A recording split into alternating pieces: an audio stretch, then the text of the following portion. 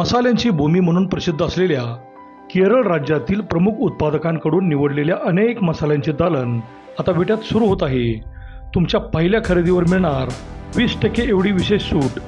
श्री जय Bhavani spices नावाने केरळच्या अस्सल मसाल्यांचे दालन आता विट्यात सुरू होत आहे। चला तर मग आजच भेट द्या आणि स्वयंपाकघरातील लज्जत वाढवण्यासाठी श्री जय भवानी स्पाइसेसचे मसाले खरेदी करा। आमचा पत्ता श्री जय भवानी स्पाइसेस, सावित्रीबाई फुले व्यापार संकुल, हॉटेल विनोद कॅफे शेजारी, विटा, तालुका खानापूर, जिल्हा सांगली। संपर्क 9995062891। सोने व्यापाऱ्यांसाठी आनंदाची बातमी, शिव एंटरप्राइजेस घेऊन येत आहे फेक डिटेक्टर मशीन। या मशीनद्वारे सोन्याच्या दागिन्यांची शुद्धता समजेल, एकदम accurate. Retail jewellery shop, bank, पतसंस्था, गोल्ड फायनान्स यांच्यासाठी अत्यंत उपयुक्त, तसेच बेस्ट ॲक्युरेसी, झिरो मेंटेनन्स, वापरण्यास एकदम सोपे आणि साईजही एकदम छोटी। या मशीनच्या वापरामुळे बाजारातील डुप्लिकेट किंवा बंधेल सोन्याच्या दागिन्यांपासून होणारी फसवणूक सहज टाळता येते। चला तर मग व्यवसाय करताना डुप्लिकेट सोन्याच्या दागिन्यांपासून होणारे नुकसान टाळण्यासाठी शिव एंटरप्राइजेसचे फेक डिटेक्टर मशीन आजच खरेदी करा।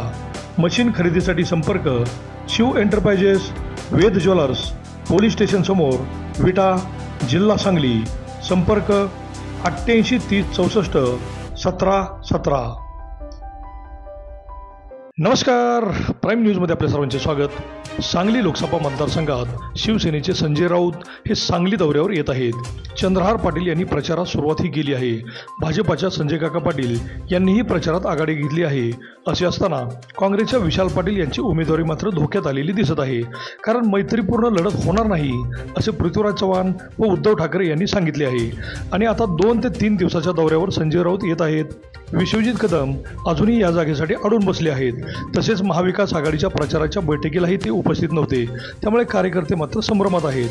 ही जागा काँग्रेसची असताना सुद्धा उद्धव ठाकरे यांनी चंद्रहार पाटील यांना शिवसेनेत घेऊन त्यांची उमेदवारी जाहीर करून टाकल्याने महाविकास आघाडीत मोठा तिढा निर्माण झाला।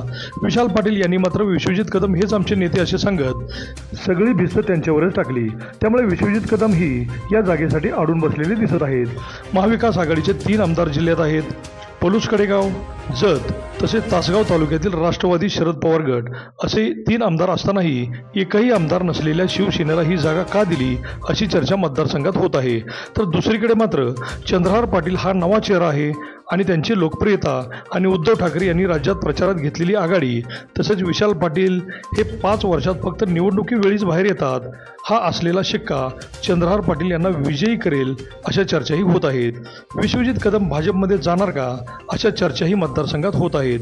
प्रसारमाध्यमांनी त्यांना हा प्रश्न विचारल्यावर ते थेट नाही असे म्हणत नाहीत, त्यामुळे याही चर्चा मोठ्या प्रमाणात होत आहेत।